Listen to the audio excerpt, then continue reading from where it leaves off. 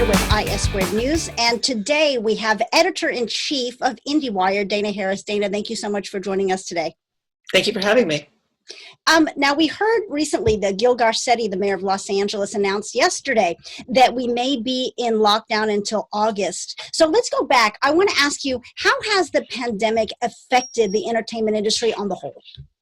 It's stopped production. I mean, there's no real production going on right now for TV or for film. There's some production, I think it's just started up in Poland, I saw. But in stateside and in Los Angeles, there's no production except for what they're doing online in terms of like talk shows and things like that.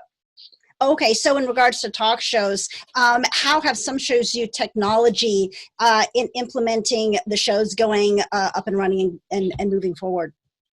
They're basically just doing them on Zoom or some equivalent thereof, where people are recording themselves and then having the content edited together. And they're doing that, I know, on talk shows and with things like what John Krasinski's doing with Some Good News, his weekly show of good news that he edits together. Mm-hmm. And but right now that's about it.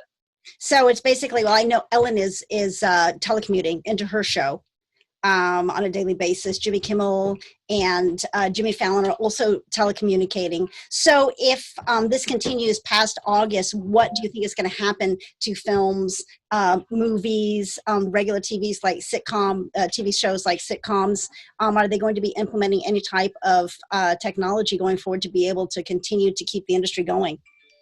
I mean, I think they will on some level. I know that there was a show, I believe, on CBS that did that, that found a way to do it. But the problem is, though, is that ultimately it's kind of a stunt. I mean, it's just like it's not something that people want to watch on the regular, I don't think. I think the kind of the shiny element of it is going to get burned off.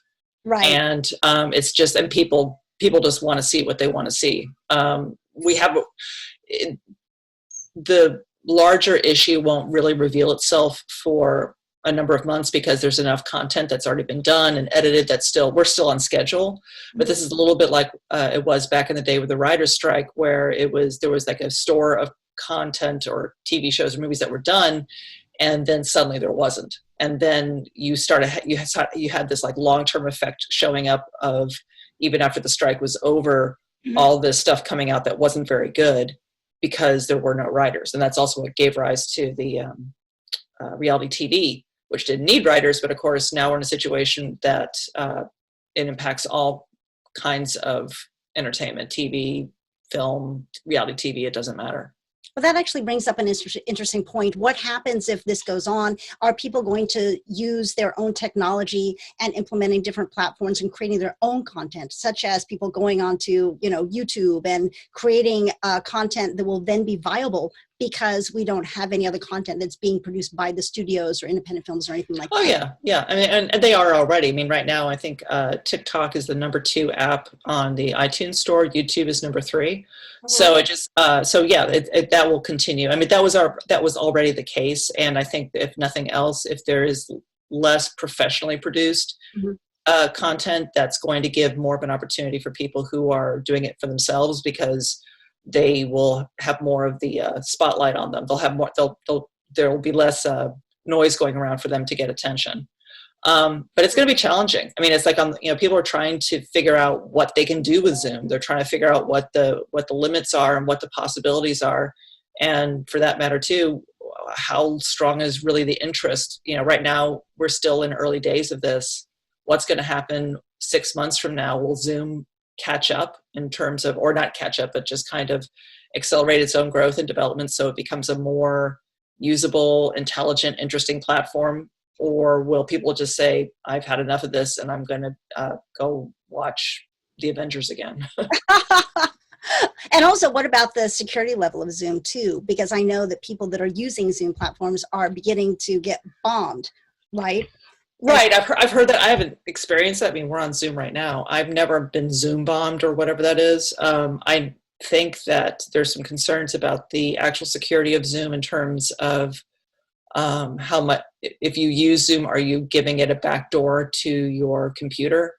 I really don't know the answer to that, but that's obviously a concern that's going to have to be addressed as well. And I'd be curious to know how much of a priority that is for Zoom as well. I mean, I can't even imagine what it must be like to work there right now. Oh, I'm sure, but I'm sure for Zoom that, security is going to be top priority. Security is always top priority when it comes to IT. So let's talk about Comic-Con, South by Southwest, and the new Star Wars convention celebration that's supposed to be coming up in Anaheim in August. You mean all the things that aren't going to happen? All the things that are not going to happen. Basically, do you think that these types of conventions are going to be able to operate and work remotely on a remote platform, considering the volume and the size and the amount of people that are expected to go or used to go to Comic-Con? I'm sorry, say it again. I actually got a Slack message that came into my thing at the same time. So. No worries. I said, let's talk about these large conventions like South by Southwest was canceled. Comic-Con right. pushed back. Star Wars Celebration may or may not happen. My guess is it's not going to happen. All of these events that are usually live that contain thousands and thousands of people. Right. I think that these can work on a remote platform. Oh, no. No, I don't think they can. I mean, it's just because it's like the whole experience of it. I mean, you've been to Comic-Con, it's just like, I think you've been to South by Southwest. It's like, it's a experience. It's not just an experience of what your eyes see, what your ears hear. It's it's the experience of bumping into people, literally and figuratively. It's the experience of, what people are, God help them who wait in line for Hall H at Comic-Con. and the tension of that and the roar of the crowd and all that, it's just like that. You can't duplicate that. And so, I mean, even I think they can do things that help them keep a flag in the sand to say, hey, we're still here. We're still valid. We still exist. We don't forget about us, but you can't duplicate the experience. You really can't. And, for South by Southwest, I mean, it'll be really interesting to see how they can come back next year, because next March, we're not under any assurances that we'll be in a position to have an event of that size. Mm-hmm. And the other thing is that because they had to cancel it, they don't have any insurance. They didn't have insurance for the cancellation. So in terms of financially, I have no idea what condition they're going to be going forward. Right. And I don't know, and for Comic-Con as well, I mean, obviously they had a lot more warning.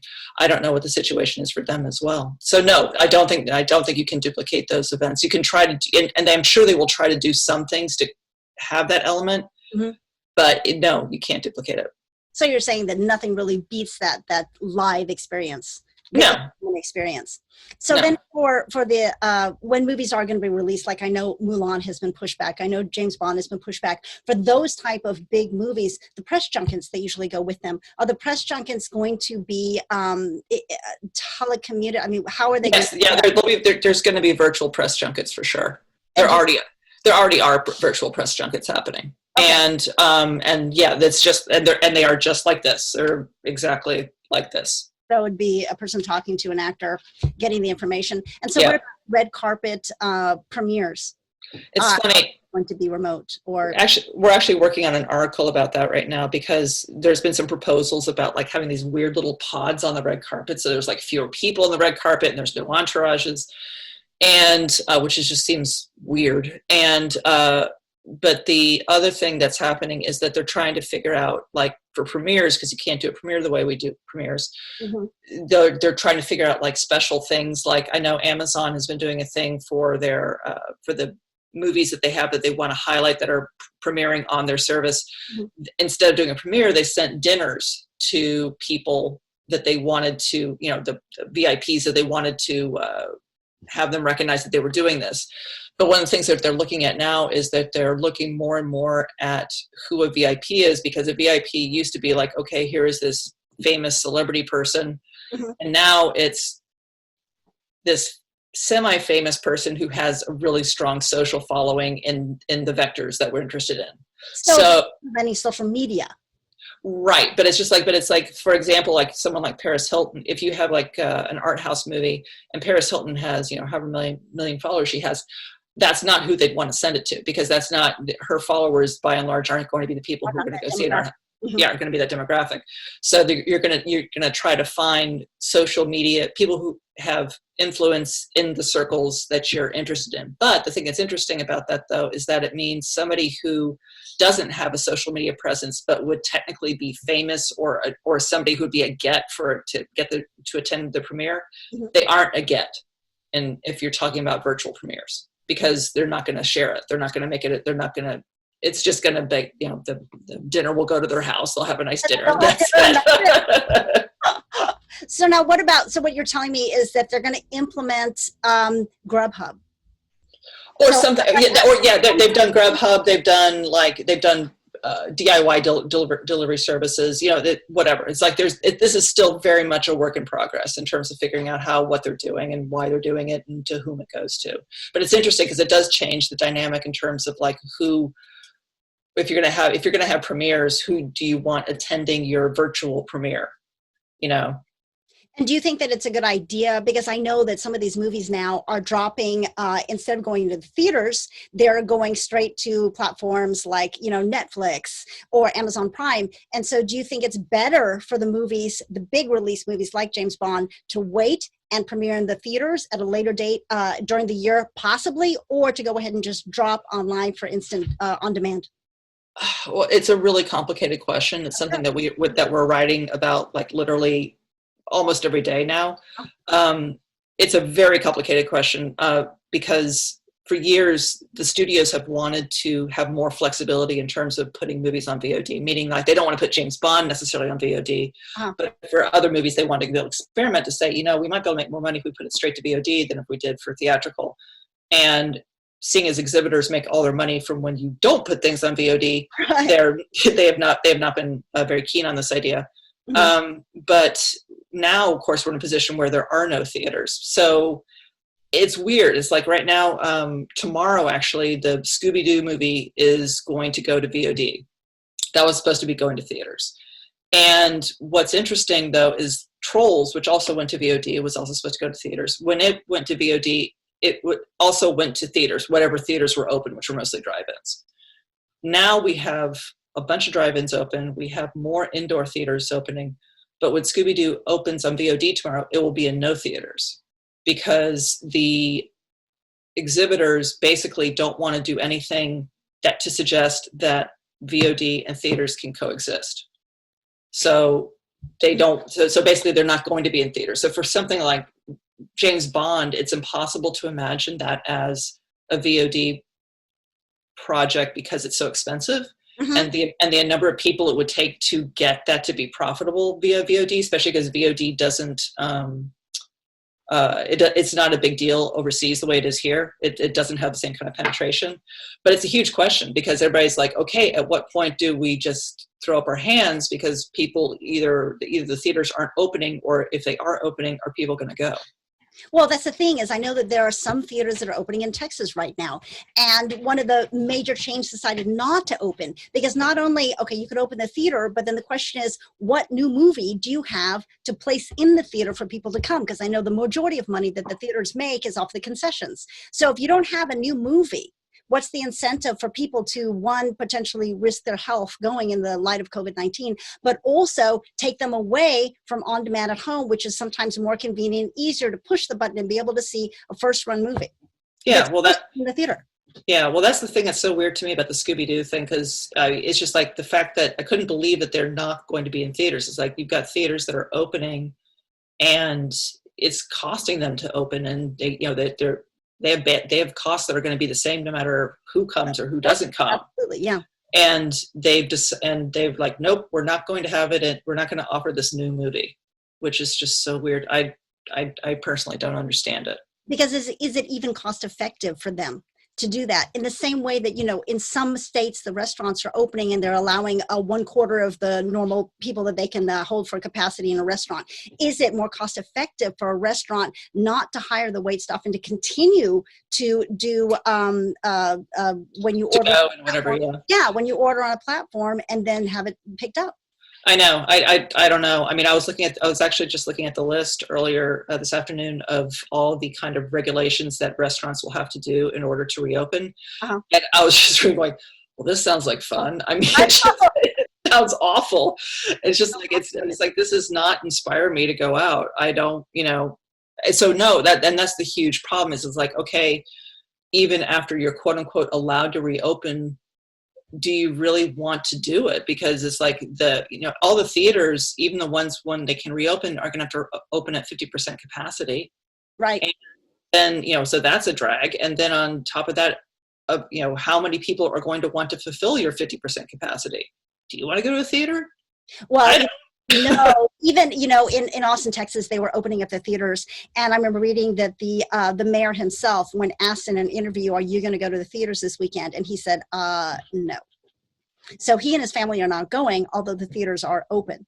So Right. I think that brings it more beyond even entertainment and the big scope of things. How are we going to start implementing technology going forward? Because the fact of the matter is, I think until they find a vaccination, people are not going to continue to go out of their homes. They're going to stay home, and they're going to have to rely more on technology to be able to get the simple things done in their day. Yeah, I think that ultimately, I mean, it's like because I feel like what we're seeing right now is this kind of slow adaptation to, oh, this is the new normal. This is no longer a question of like, when do we get back to normal? Right. This is the normal. And we have to figure out what that's going to evolve into. Because I mean, humans don't like change, but they're very adaptable creatures. Right. And so when you're faced with a situation where you can't do something because you can't go to theaters and you can't make movies and you can't make TV, all that energy is going to find a way out. And it's also going to find a way out in terms of people have to make a living. So if you're not making a living that way, people are going to start looking for ways to make livings in other ways. So I think that will evolve, and I think technology will be a huge part of it, but it'll be interesting to see how quickly it evolves. I know that like for something like Instacart, which is using technology for grocery delivery, their business plan has now been accelerated by, I think, I want to say 2.5, 3 years, because they're basically where they thought they would be in the year 2023 in terms of the customer base, in terms of how many people are using them and how many people they've hired to shop. Oh, absolutely. And so now they have to make sure the platform's keeping up to meet that demand. And I'm sure that, all the platforms that people are using, all technology, that's going to happen too. I mean, I really am fascinated to know what Zoom is looking at, because Zoom has become the lingua franca. It's like it's all of our common language in terms of what we understand in terms of what we're doing right now. And Zoom's not the only platform out there. For whatever reason, it's the one that's stuck. But it was not designed to do TV shows. It was designed to do a conversation like with telecommunications. Yeah, like right now, it's like in webinars and things like that. It was designed to be a relatively small work tool. And now it's being used across all these different, applications. So can it be used for entertainment in other ways? Probably. Is it designed to do that now? No. So I don't. So there's a lot of evolution, I think, that's going to have to take place. And we're all going to wind up with little circle lights to make us look better. Oh, no. The selfie light? Yeah. Oh my gosh. Well, they always say that what necessity is the mother of invention. And so what you're saying is, because we're in this situation, that it's kind of basically number crunching the evolution of all of these technological breakthroughs, because people have to make them go faster and keep up with what we need. Right. And even to try to think 2 steps ahead to what we need, because ultimately if they have a runway for development, they have to think about not only what the specific need is right now, but like 2 steps down the road or 4 steps down the road, they're going to have to think about that as well. And all of that has gotten accelerated in a way that I'm sure they did not see coming. No, because even, and we're almost have to wrap up, time is almost up, but I wanted to say, even for telecommuting for doctor's visits, that was originally designed for people that were in remote areas, like farmers, and they couldn't get a doctor. So they would schedule it online, and then they would be able to see their doctor and then go in if need be. And now it seems to be, because of COVID-19, they're asking you to use telecommunication platforms like WebMD to be able to see your doctor, to see if you need to go in, to avoid going into places where people have been that have the coronavirus. Right, exactly. Yeah, it's like there's all these applications of it that have just been happening in ways that we just didn't see coming. I mean, and at the same time, it's like they were poised to happen. It's like we didn't know, no one needed to invent WebMD. It's been around for a while, but now it's just being used, with a kind of familiarity that we weren't expecting. Right. Dana Harris, thank you so much from Indiewire. Thank you for being with us today. And for more interesting content, don't forget to check out our website, isquaredinc.com. And of course, subscribe to our YouTube channel right here at Issquared. Thank you so much. Bye for now.